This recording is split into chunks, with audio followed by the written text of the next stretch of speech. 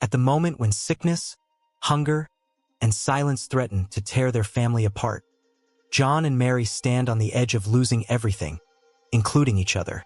Just when hope feels gone, a quiet act of sacrifice changes the course of their love forever. The story builds to a moment where broken promises meet unshakable devotion, leaving only one question. John first met Mary on a rainy evening when his umbrella broke and she offered to share hers. They were young, both chasing dreams that felt bigger than them. John wanted to be a teacher. Mary wanted to own a small bakery. Their laughter came easy, and so did their love. Soon, they married in a small church with family singing louder than the old organ. The world felt wide and kind, and they believed love was enough to carry them through anything. But life was waiting with its storms. When their first child, Anna, was born, money was already tight. John worked long hours at a printing shop, and Mary stayed home with the baby.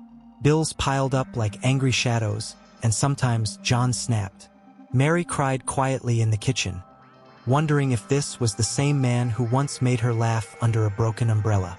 Yet when Anna coughed through the night, they both stayed awake, holding each other's hands, choosing not to give up. Their love wasn't perfect, but it was still breathing. The second child came too soon.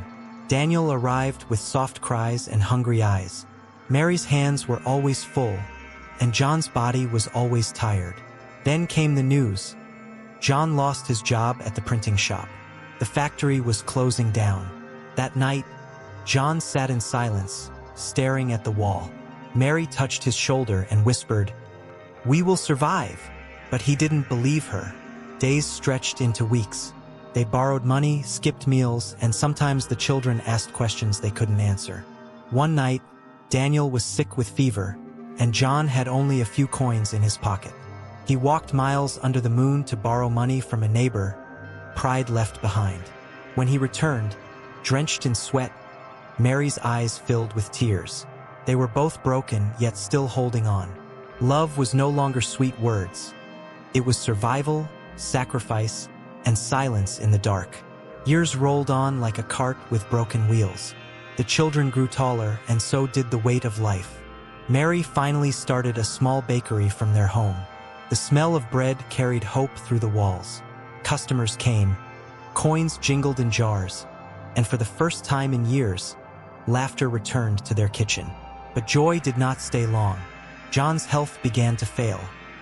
He coughed too often, grew too thin, and the doctor's words were heavy. He must rest. Rest meant no work. No work meant more struggle. Mary baked through the nights, hands blistered, eyes red. Sometimes they argued about money, about mistakes, about who was more tired. But in the quiet moments, John would hold her flour-stained fingers and whisper, "Thank you." Mary would kiss his forehead, answering, "We're not done yet." Their love was scarred but still alive. The children left home one by one. Anna became a nurse, Daniel worked in the city. The house grew quieter, filled only with the ticking clock and the sound of Mary kneading dough. John sat by the window, his hair silver, watching the street with distant eyes. Mary sometimes felt lonely, almost forgotten. But when John looked at her, she knew she was still seen.